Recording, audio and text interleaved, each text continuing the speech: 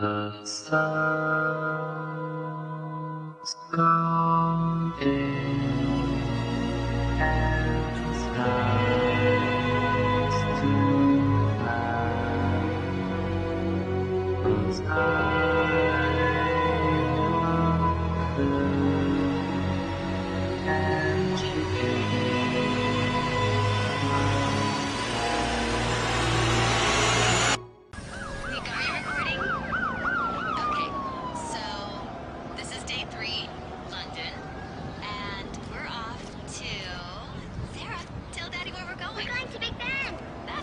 Big Ben! Oh, there it is, sweetie. It's right there. Honey, are you getting this? Daddy, look over here! Look at me, Daddy! She is really hyper today. Sarah, don't go too far. Birds! Look, Mommy, there's birds! That's your daughter. You know she gets that from you.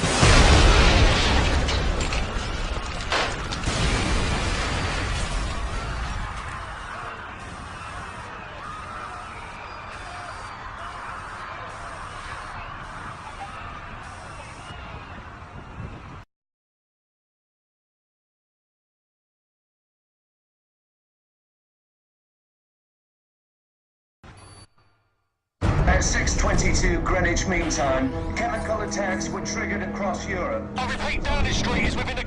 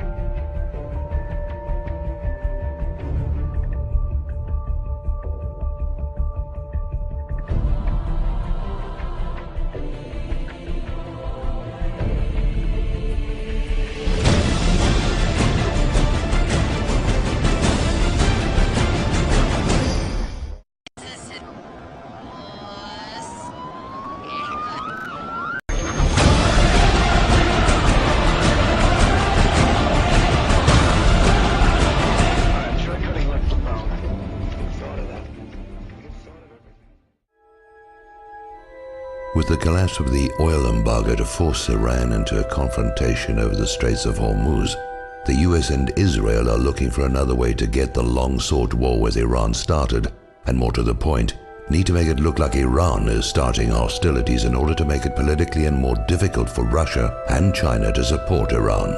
Now, recall that Israel has a past history of attacking US warships and framing others to trick the US into attacks on Israel's enemies, with the Israeli attack on the USS Liberty, initially blamed on Egypt, as the most well-known example. The attack on the Liberty went on for hour after hour after hour.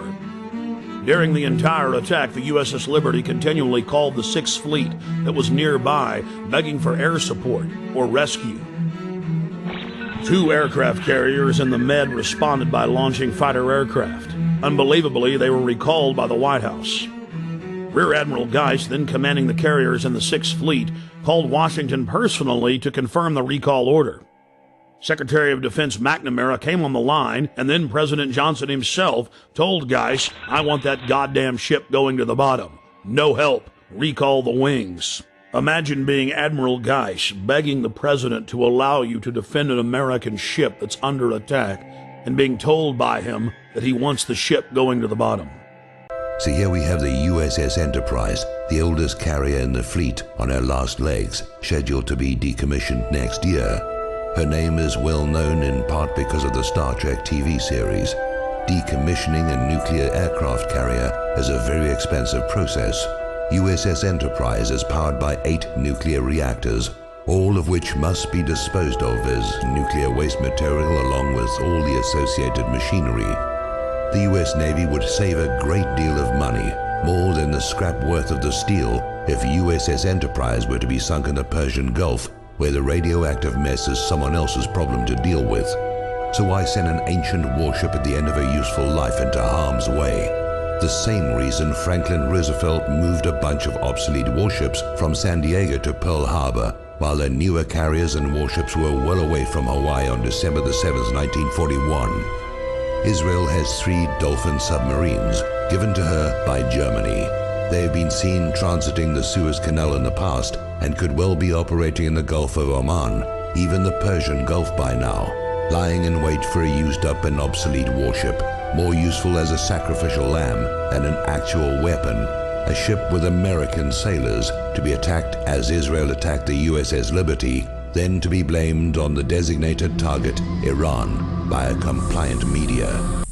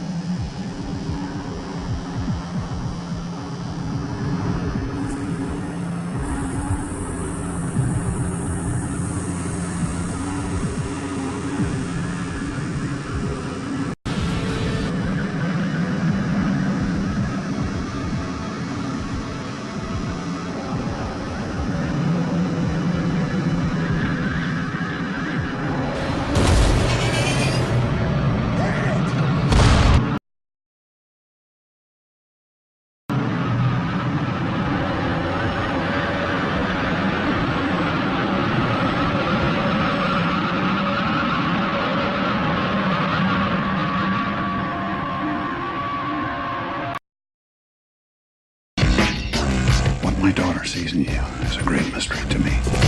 Enjoy these naval exercises, Hopper. They're likely to be your last. I'd like to welcome you all to the RIMPAC International Naval War Games. We've got an unknown surface contact, 8,000 yards. Now, what we're hearing from the Israeli military is that it will reportedly be holding its biggest military drill ever with the United States. And what's important to note is that we're not talking here of only a military exercise. We're talking about the deployment of thousands of American troops into Israel.